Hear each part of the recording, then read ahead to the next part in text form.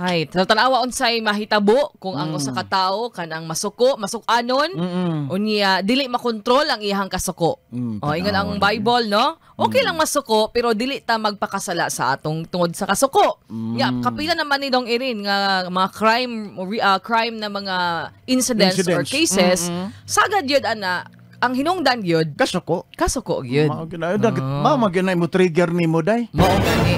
Nga di nimo mag-control ang imong emosyon tungod kay purti na gyud isaka na gyud ang imuhang nga dugo sa imong ulo bang purbida ni gyud ang imong puguta. Ingon nila kanang nagngit-ngit ng pananaw. Ngit na imong pananaw. Oo. So ikaw karon nga naminaw among pangutana nimo. Unsa bay imong pinakagrabe nga nabuhat?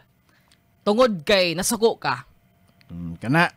Mao nay pangutana. Balikan na nato unsay pinakagrabe na nabuhat nato. Sa tibuok nimo kinabuhi. Yes. Unsa yung higayuna nga kana yung ingon nga bagka kasama. Suko na kayo ko day myself. Suko na gyud ko ani gyud. Suko ka sa imong bana or suko ka sa imong asawa. Imong nabuhian og istorya nga dili maayo pertig yung sakita Dong Erin. Or paskikulata. Pisikalan nimo. Imong anak tungod kay nasuko ka sa imong anak. Nakabuhi kag istorya. Pagkahuman gimahayan nimo. Gimahayan. Nya nang luod imong anak. Nang luod. Nang layas. Nilayas. Nya karon pagkuan na ka. Pa-ariglo-ariglo na. Sa pay kasukan nimo, suko ka sa imuhang boss. Ni-resign ka. Ni-resign ka. O nya karon wa kay sweldo, kay wa kay trabaho. Ngita na kag maayo na pod. Unsa bay mga suko ka sa imuhang silingan? Sa ibuhat nimo, imuhang giguba iyang koral or unsa bang mga rason gichismis ba nimo whatever. So tan-awa ra unsay mabuhat sa kasuko Dong Erin. Kana day. No? Mao ni ato ang lesson for today mga kasama. Kalabot ni ining mga nahitabo. Nya nindot nga atong kakutloan Dong Erin diha sa Biblia. Sa mga panultihon kapitulo 15 bersikulo 18 nga nag-ingon. Unsa ingon day? Ang pagkadali rang masuko maoy makaingon sa panag-away.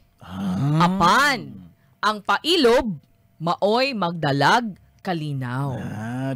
Biblical jud ay kayo Dong Erin. No? Kung di yung kakaibaw mo bagya kasama mo control sa imong emosyon.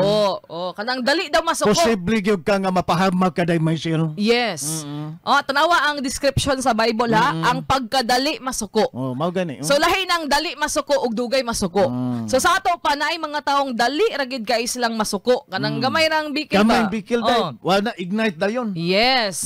So meaning walay pailob, walay pasensya. Walay pasensya. Kay ingon dinhi kung magpailob, dunay kalinaw. So, kung masuko ta, dapat magpailob. Magpailob. Pugong yun, pugong. Pugong yun ay mga kasama, pugong, no? Suko na ka, pero mag-control pagyapon mo imong emosyon.